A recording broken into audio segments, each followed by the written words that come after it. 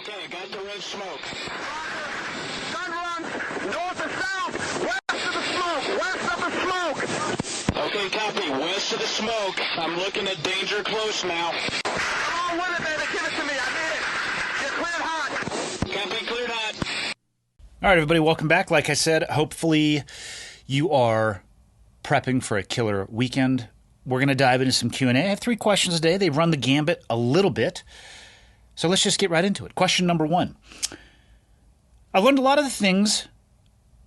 I've learned a lot from the things you and the people you've had on your show say, and they always make me think about how I can live life to the fullest and be a better version of myself. First off, that's amazing. There's no question in there. It's a statement from somebody else. I've said this before on the podcast. If you had given me 10 years ago, if you'd given me a piece of paper and an unlimited amount of time to write down things that I thought that I would potentially do in my life versus things that I thought I would never do in my life or have no interest in, podcasting would have been on the latter category. I never thought it was something that I was going to do. It was never something that I thought of pursuing. And looking back at it now, I think we're somewhere between the 6 to 7 year mark of doing this. It is the most rewarding thing that I do. I learn about myself. I question the depths of my own beliefs on certain issues and explore the limits of those beliefs often with other guests. And for people who have asked me how I pick my guests, it's purely from a perspective of whether or not I think the conversation would be interesting. I received a few emails this morning, some specialists in the AI world and their application to health, a country music artist, and someone whose sister was in the Marine Corps and sounds like a total badass. And I said yes to all 3, or at least tried to facilitate booking all 3 of them because I think it would be interesting. And I think that I have something that I can learn. And I think that there is something that other people can learn. Now, to get to my incredibly long-winded point, emails like this and realizing that people have benefited or gained in whatever metric that they would apply that to in their personal or professional life or just as a human being is more rewarding than, honestly, I think anything else that I have done professionally. Podcasts, they don't have borders. You hit upload. It's really weird. You hit upload and you don't know where it's going to go. I don't know where it's going to be downloaded. I mean, I can look retroactively and see on the software and behind the scenes where it is being downloaded globally or in the US, which is cool, but I have almost no data on who it is that is hitting that download button or who is subscribed. And it's not until I get emails like this where I truly understand the impact that it has had. And I will say that that impact is despite of me, not because of me. I'm certainly not sitting here or staying awake at night looking at a ceiling fan trying to figure out, what topic could I wax poetically on to try to make myself seem like I'm smarter than I am or any of those things. I truly don't feel like an expert on anything other than a few very narrow topics and skill sets, which almost never come up on the podcast. But I think the open and honest conversation and dialogue is meaningful to people. And emails like this and hearing things like this from people that I don't know from wherever in the world they may be is the most rewarding aspect of what it is that I do. Moving on. I'll cut to the chase question. I've been in the Army for around 4 years now, and I have been asked to put my packet in for a promotion to a leadership role, which I am highly grateful for. But as someone who was in a leadership position for many years, what is some advice you'd give on being a better leader and one that people can work with? In parentheses, rather be the NCO, which stands for non-commissioned officer, people run to instead of run from, end parentheses. Thanks again. I hope you and Michael have a great day. First off, fuck Michael, all right? Whether he's having a good day or not having a good day, we don't care about him, all right? He exists to flip the camera angles and look things up for us on the internet. All right, it's best not to think of him as a person. He's basically AI with a skeletal system and flesh and blood, but no feelings, no emotions. Obviously, I'm just kidding. Michael's amazing. I was actually considering for next Friday's episode sitting down, putting him on camera for the first time and letting him do the Q&A. So we'll see if we're actually going to end up doing that. If we do, it might be a banger. Or it might suck. I don't want to ruin his life. I don't want him stalked down the streets by paparazzi, which is not what would happen anyway, but that's what I like to tell him. So, to answer your question, I wasn't in a leadership position for many years. What I can say is one of the things I enjoy about this SEAL community is that officers and enlisted, we have the same origin point, and that is the basic underwater demolition SEAL course. Leadership is expected, both officer and enlisted, regardless if you're an E1 or an O1 or an E3 or an O3. So there's no free pass. You don't get a pass just because you're enlisted. And you actually, in SEAL training, I would say the leadership expectation is heavier on the officers, but in totality, you look back, the B of BUDS is the most important. And by that, I mean it's basic. We're not asking for complex leadership behavior, but it is expected. And then you go into the community and you're an E3 or an E4 and an E5, and you're not really in a leadership position. You are expected to conduct yourself as if you are a leader. You're expected to think of yourself as a leader, being proactive instead of reactive. But it wasn't until later in my career that I got into a leadership position. So I can't sit here and say that I spent an inordinate amount of time in that position. I would say I spent 1/5 of my career in a leadership role, a traditional via a hierarchical leadership role. 1/5 of my career was spent there. The other 4/5, I would say, would be the middle rungs on the ladder.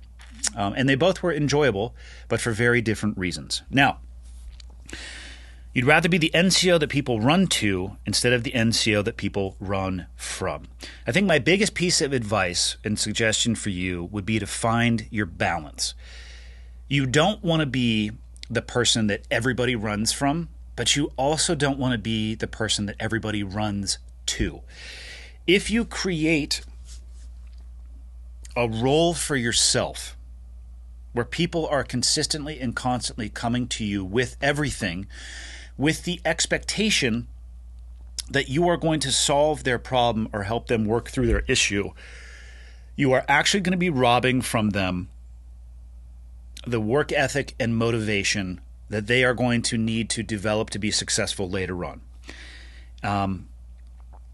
If you, and I'm saying this broadly, if you work on a team and you find yourself constantly doing everybody else's job as opposed to having the hard conversations with the other people, and it doesn't actually have to be a hard conversation. If you really want to dig into leadership, I've heard a variety of different ways that it is described or what it actually means. Oh, let's reduce motivation, or not motivation. Let's reduce leadership down to one word. What could it be? I've heard influence, which is pretty accurate, and let's just go with that one, influence. If you're a leader, how can you influence the people around you? If you see subpar behavior, should you just step in and do the job for them? What is that from an influence perspective? Is that a rising tide lifts all boats perspective, or is that a get the fuck out of the way and I'm going to do this and develop a mindset in the person that was pushed out of the way? Well, when push comes to shove, I don't actually have to do this because I know this person will. Again, I'm not going to use terms like right or wrong. Let's use terms like better or worse. In the long run, being a micromanager is worse for yourself as a leader and for everybody else around you. And I say that I think the most insidious thing about being a micromanager is that it develops other micromanagers underneath you. It robs ingenuity.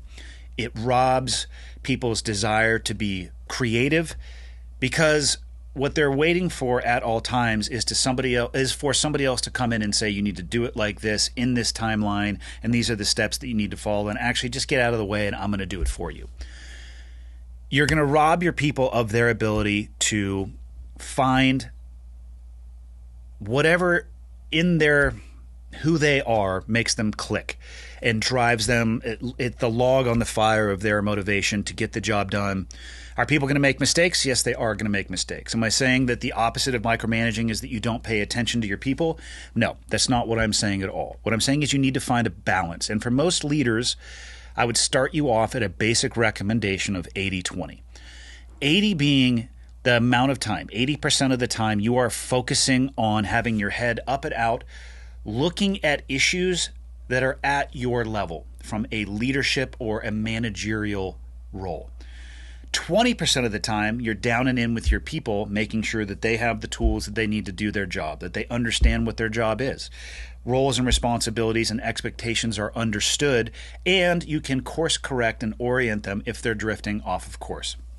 Your job as a leader is not to do other people's job. Your job as a leader is to actually lead. And 80-20, before people get that written in stone or tattooed on their forehead, is a guideline.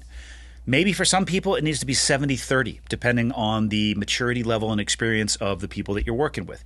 Maybe it needs to start at 50-50. My suggestion is to skew it back more towards that 80-20 as fast as possible. And maybe you net at a 90-10. Maybe you net at a 95-5 if you're working with a team of very seasoned individuals that know the job well and require very little oversight and interaction to accomplish their job.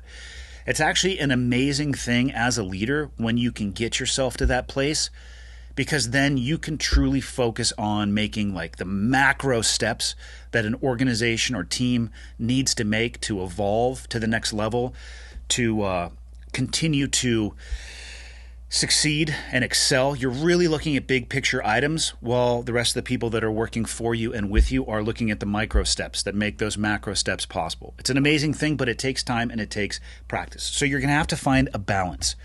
You don't want to be the person that everybody runs to with their issues. You want to be the person that people come to with solutions more than they come to with problems. If people come to you and they're constantly saying, hey, what do you think I should do? What should I do? That is a bad sign. I would orient people more towards coming to you with, hey, this is what I see as an issue or a problem or something that we need to accomplish, and this is what I think we need to do to be successful or to accomplish this. They are being a proactive thinker versus a reactive thinker. In the role you're in, I don't know if they're going to have you laterally transfer outside of your department or outside of your command if you do get this leadership position. But it can be challenging, because if they're not going to laterally transfer you, you're going to go from being in a pool of your cohorts to now being in a leadership position over the top of those same people. And there are 100% going to be relationships that pre-exist your leadership position that you are going to have to balance and manage. And again, this goes back to finding this balance between being somebody that is approachable, but then also being somebody who can hold the line and clearly, broadly, and fairly apply the standards to everyone. What you do not want to have is a standard that is unequally applied. Whether somebody is your friend, right, because you were a week ago, you were in the same department working with them, and now that you are overseeing that department, one of the worst things that you can do as a leader is to have two different individuals, let's say they fall short for the same reason, but the application of the standard or the corrective measure or punishment, whatever term that you would want to use, is applied differently. Do not lie to yourself and think that you can get away with that. If you apply it differently, everybody who works underneath you is going to see that, and it's going to instantaneously be a problem. Your integrity is going to be eroded. The trust that people have underneath you is going to be eroded, and you are going to have an uphill battle to work your way back to a place where you can maintain that trust and integrity. As a leader, I think one of the fastest things or one of the quickest ways to erode your integrity and trust is to say one thing and do another. And you can apply that to the situation that I just laid out there. You can say, hey, here's the standard, but then you can do another.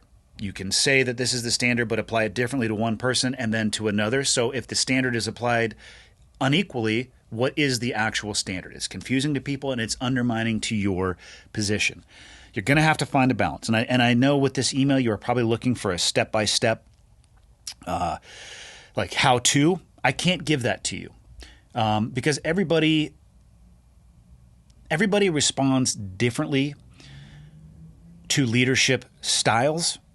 And I know very little about you other than the 5 sentences that you wrote in. I know very little about the situation that you are in. But what I do know about your situation is that you have leaders around you right now.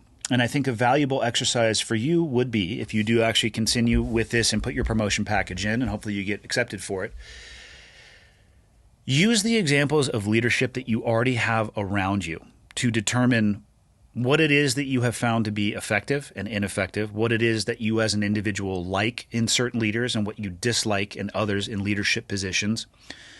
And then you can kind of create a template for yourself. Oftentimes for me, I've actually found it's difficult to identify good leadership qualities and characteristics. It's not impossible.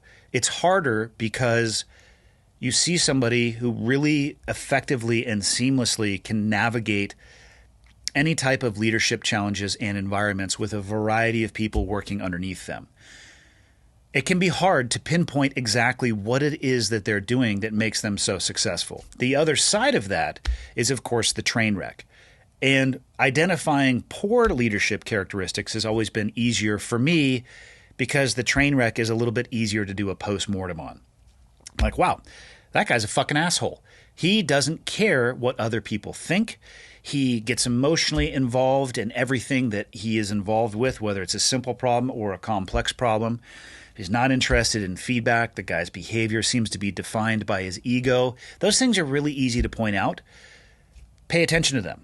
You look at the environment you operate inside of right now. I suspect that you have a mentor locally, wherever you are that you sent this email from or whatever duty station that you may be attached to. Leverage those things. I would sit down with your current leadership now and have conversations about leadership, what they have found to be successful, what they have found to be a pitfall or a mistake. And again, I'm not going to use terms like right or wrong. There's better or worse. Some people really do respond better to negative feedback and negative reinforcement. But that is not a broadsword that I would recommend anybody use widely. That's a scalpel. That's a scalpel for a very small kernel of individuals that you better use judiciously, because you can absolutely turn off almost everybody else who doesn't respond well to that. But on the same note, constant positivity and praise and only positive feedback, you can turn off a lot of people with that as well. So it's about finding a balance. And I wish that I could provide for you an ABC checklist, and I just don't think it's possible. The best piece of advice, I'll go back to what I opened with, is finding a balance.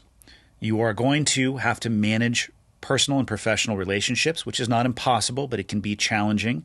You'll have to find a balance between being approachable for all issues and holding an expectation that people solve issues to a certain level and then can come to you for a higher level of responsibility or feedback.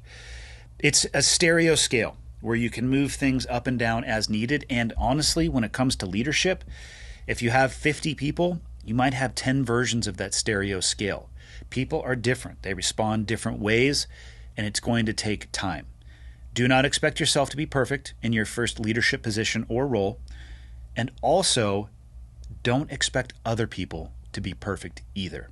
So have some grace for yourself and have some grace for your people as well as you learn and grow into this. Hopefully that's helpful. All right, second one.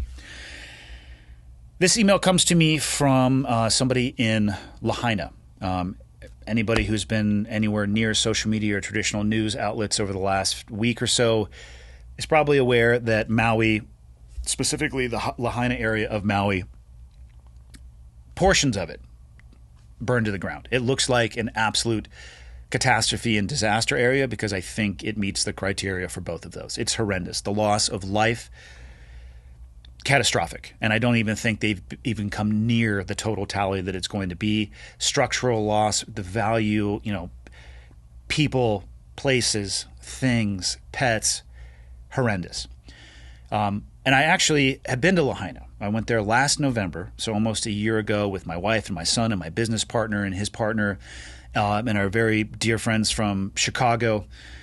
And my wife and my son learned how to scuba dive, and we stayed at a house in Lahaina, and we did a lot of diving in Lahaina, and we rented gear from a scuba shop in Lahaina, and all of those things are gone now,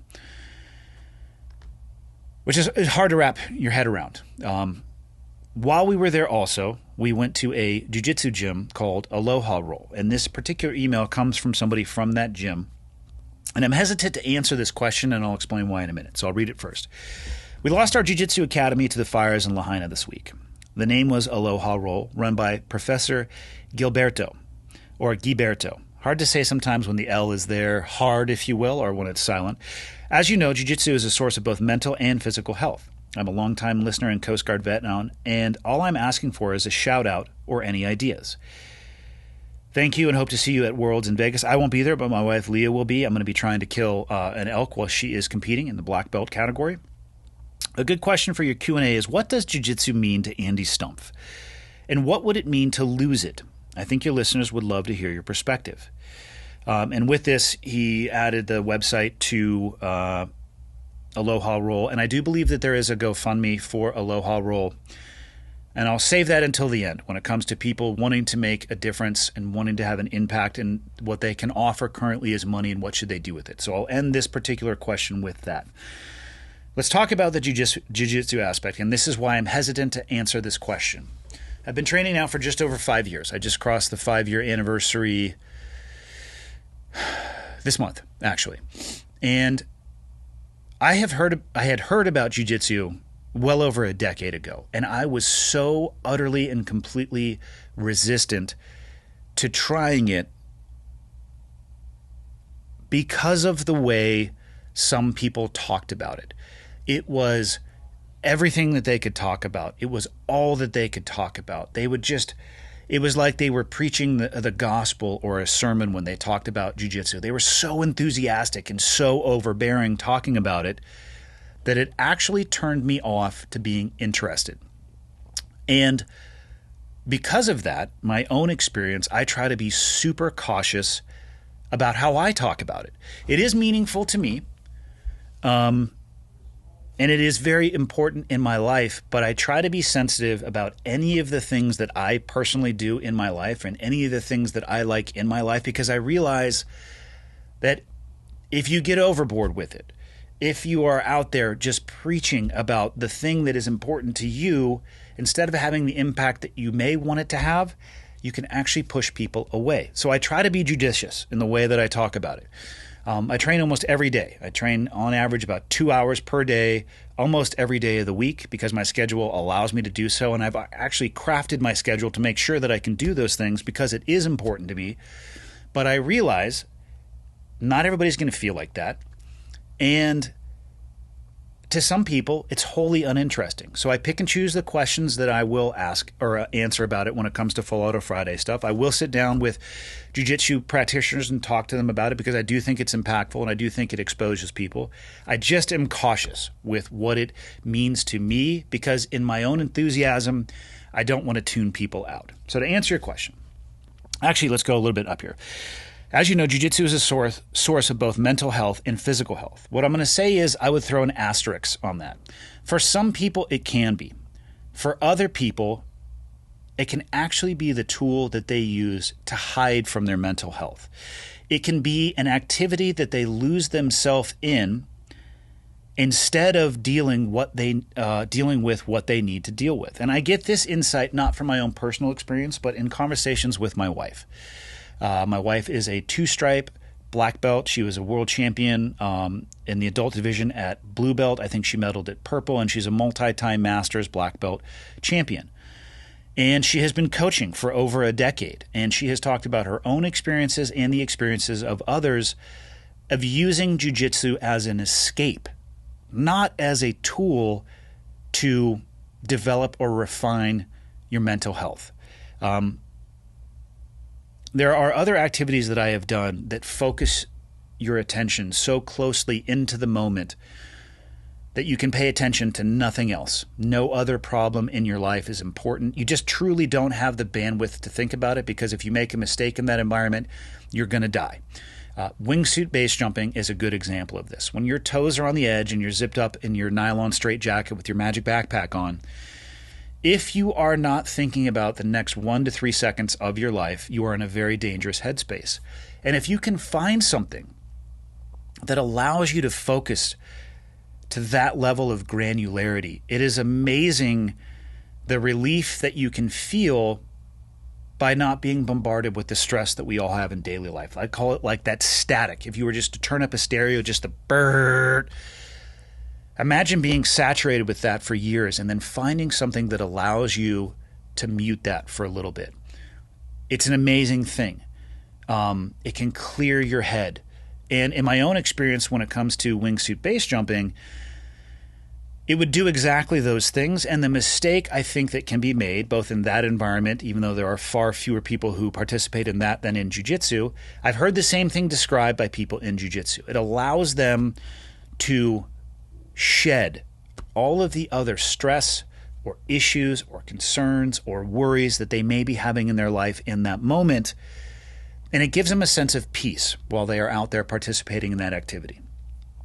I am not an expert in mental health. I'm not a psychiatrist, psychologist, any of those things. So this is just me talking through my own experiences here. I think, personally, from what I have seen, both in myself and in others, the mistake is you find something that gets you to that place and you think that it solves the problems, and it doesn't.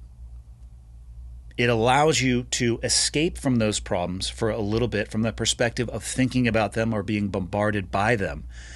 But if you don't actually take the time after that activity is over to still focus on your problems, you're just kicking the can down the road. There are some things when it comes to jiu-jitsu, when it talk about mental health, continuous and never-ending learning. You will have to learn how to deal with failure. Your ego is going to get absolutely smashed while your physical body is getting smashed, especially when you are starting.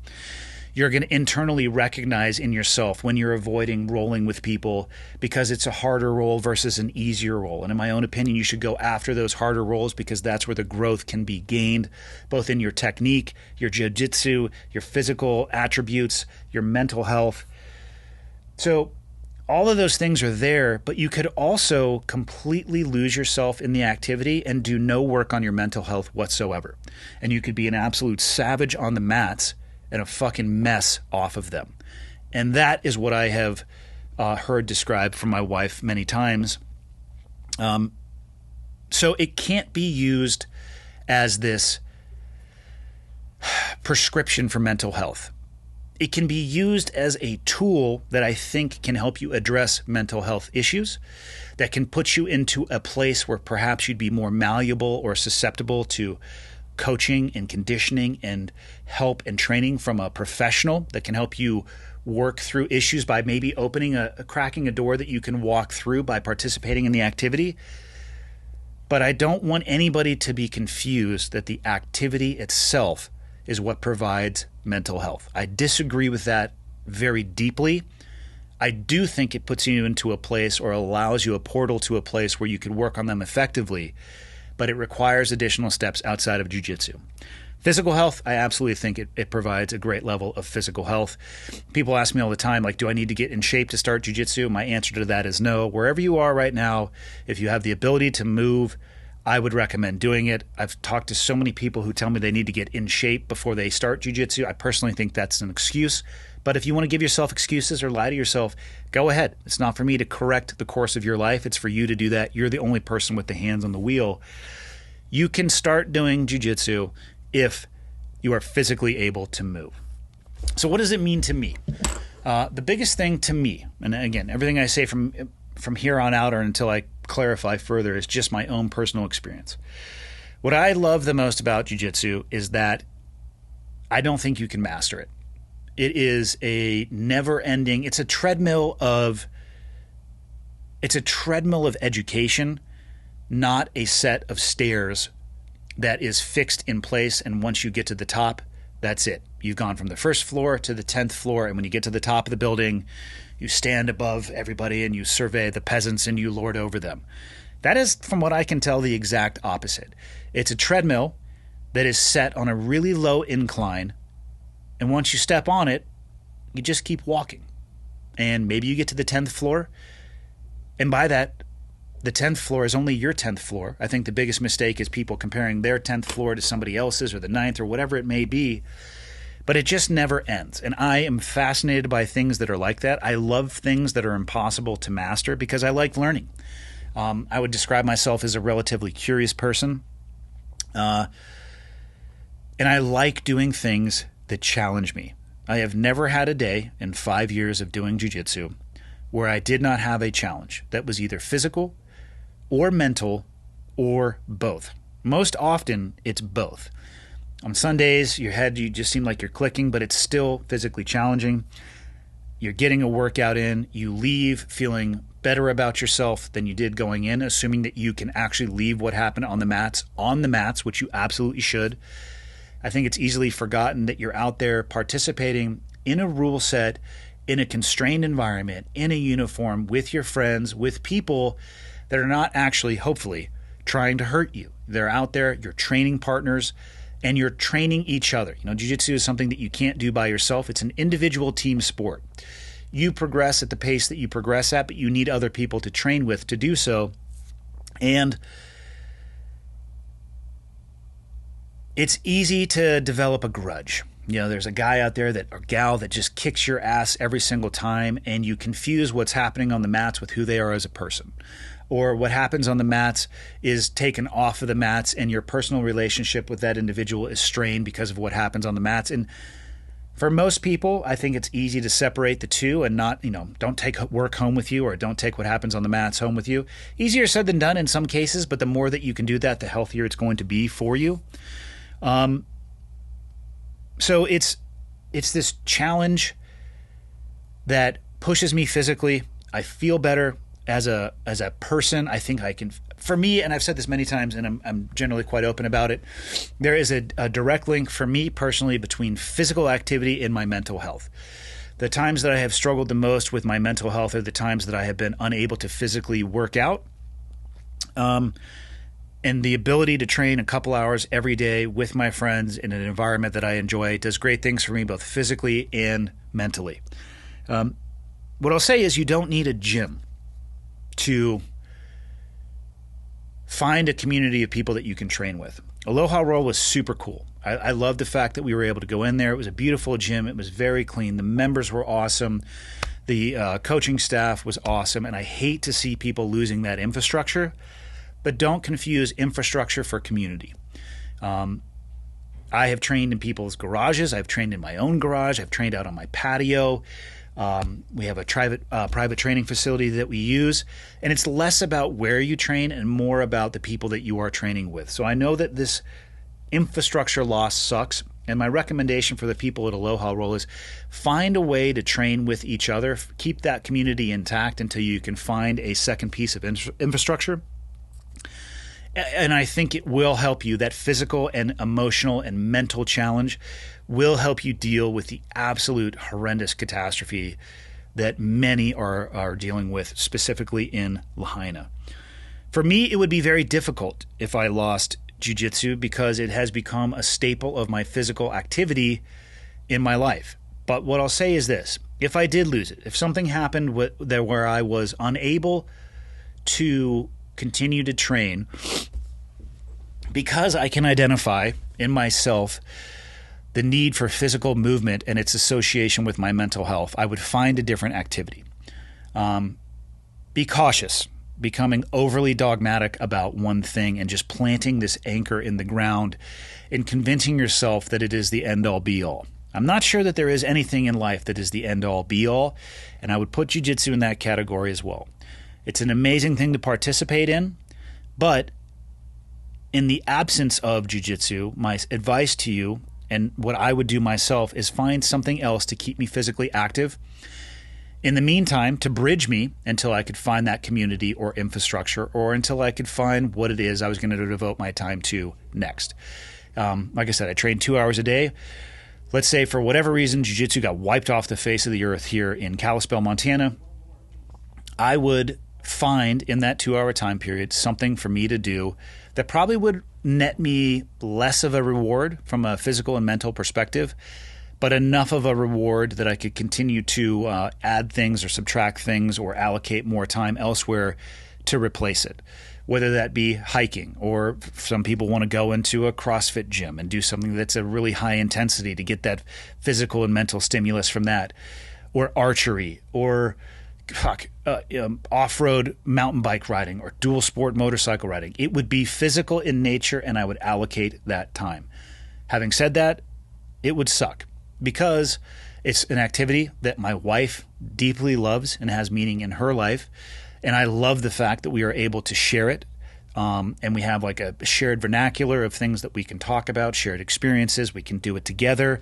I'm not allowed to win, which is a mistake that I learned by accident. For the couples out there that do jiu-jitsu, for the guys, even if you can win, consider the consequences. Is it worth it?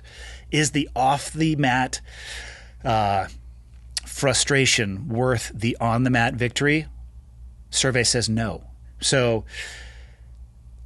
it's still something that is meaningful in her life, very meaningful in my life, but it's not irreplaceable. But it would be a hit for sure. And I would advocate that people start training. For one, people's assessment of how they are going to react and behave in certain environments baffle me, specifically around violence. People's self-perceived capacity at violence, their capacity and ability in any level of violence. And I've seen and heard this when it comes to projectile-based environments and physical-based environments. Most people would rate themselves, I'm going to throw out a random number here that I have no data to support, but it's totally based on what I've seen and heard. I would say most people would rate themselves at a level of 3 to 5 times at a minimum beyond what their actual capabilities are. Oh, if I'm just going to see red, I'm a game time player. Or like I bought a pistol and I have a fanny pack or a concealed carry permit and I carry inside the waistband that I'm ready for a gunfight. And if it ever pops off, I'm going to be ready and I'm just going to handle my business. I'm not saying that you wouldn't. I'm saying that there is a massive difference between what people think they are capable of versus what they are really capable of. And one of the things I like about jiu-jitsu is that is stripped raw almost immediately. You slap hands with somebody who's been at it for 1.5 to 2 years or even beyond that, and if you don't leave scratching your head, there might be something wrong with you. Because you're going to get manhandled. You're going to get controlled by people that are smaller than you, that are weaker than you. If you're a dude, you might get manhandled by a woman, which can be a very humbling experience. And it can leave you walking out, quietly driving home with the radio off, questioning the life decisions that you've made. But that just puts you in a place where you have a choice that you can make that could have an amazing impact on your life. My suggestion for people when it comes to violence is expose yourself to it before you're put in a real-world situation. Now, don't confuse jiu-jitsu schools with violence because, again, you're on mats, cushion mats, with probably cushion mats on the walls, with people that probably care about you, in an environment that is structured for learning, that there's going to be a competitive aspect to it, but there's a rule set. You both agree to participate in it. That is not the level of violence that you're going to encounter when you see somebody who is drunk at a bar who's acting a fool, which my suggestion to that would be to walk away and avoid it at all costs. But don't confuse rolling around on the ground with your friends with a high level of capacity in actual violence. On concrete, on asphalt, you probably don't want to be rolling around as it is. You'd probably be better off keeping it on your feet as long as possible. And since you're on your feet, run the fuck away. There's a good idea for you. It's an exposure to violence, and it's a skill set that you can apply in the real world, but just please don't lie to yourself and think that because you put on your magic pajamas 3 days a week for 2 hours that you are Steven Seagal walking around with the ability to beat the shit out of every human being on earth. It's a great exposure, and trust me, you will do far better in the real world with training than you will without. Now, exposure to gun violence, that's a tougher one. I mean, you can go to shooting courses and stress tests and all of those things. And my recommendation is to, practice in the equipment and configuration that you are going to be wearing throughout your daily life, not your high-speed gun belt, even though there's nothing wrong with those things. But unless you're walking around with one of those on, what is the training that you're doing and what is it you're actually applying it to? So be realistic and expose yourself to those things. And I don't even know how the fuck I got on this tangent, but that's as far as exposure goes. I do want people to train. I think, one, when you are exposed to violence, you realize you don't actually want to be violent because it sucks. You can win and still go to the hospital. You can win and still go to court and lose everything, and that's just absolutely not worth it. And, of course, there's that physical and mental health associated with it. Does it have to be jiu-jitsu? No. Would it be the end of my life if I lost it? No. Would it have a hit for me and would I miss it? Absolutely. I would. And anybody who sticks with it for longer than 6 months or a year, I don't think I've ever heard anybody say the opposite. So my advice is give it a try. Or don't. It's up to you. But find something in your life that is a physical anchor that hopefully allows you to find that place where you can turn down the static volume a little bit. And then when the static comes back, deal with those things that perhaps is making it that loud. Don't lose yourself in an activity under the guise of mental health when you're not actually addressing the mental health. You're actually avoiding the issues that you need to deal with. And I say that as somebody who's absolutely done that. So that's it. I'm going to end my rant for today because I have no idea how the fuck what I just said ties to jiu-jitsu. Hopefully it does. And see you all on Monday. And for those of you who are about to be out in Origin Camp next week in Maine, see you guys there.